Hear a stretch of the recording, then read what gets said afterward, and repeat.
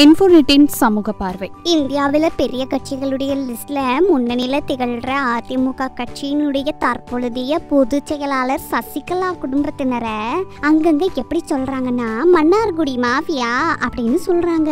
சரி, இப்படியெல்லாம் சொல்றாங்களே, இதுக்கு ஏதாவது பதிலாவது அந்த குடும்பத்துல இருந்து யாராவது சொல்லணும்ல.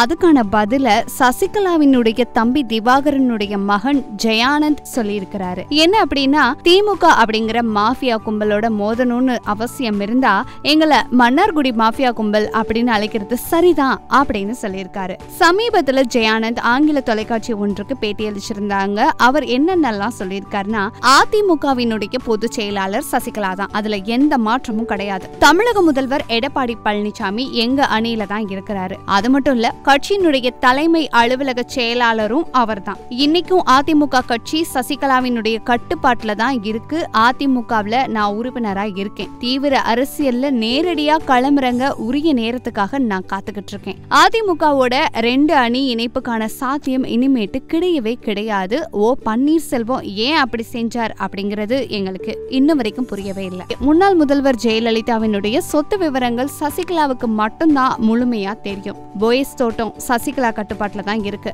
தீபாவிற்கோ இல்ல தீபக்கோ இதுல எந்த விதமான தொடர்பும் இல்ல அப்படின்னு ஜெயானந்த் சொல்லியிருக்காரு. ஆக மொத்தத்துல ஜெயலலிதாவுடைய சொத்து மேலையும் சரி, அவங்க கட்சி மேலையும் சரி, பல பேரு கண்ணா இருக்கு, பல பிரச்சனைகளும் ஒளிஞ்சிருக்கு. இதெல்லாம் எப்பதான் முடிவுக்கு வருமோ? சமூக நோக்குடன் நிறைய விஷயம் தெரிஞ்சுக்கலாம். சப்ஸ்கிரைப் பண்ணுங்க இன்ஃபோநெட்.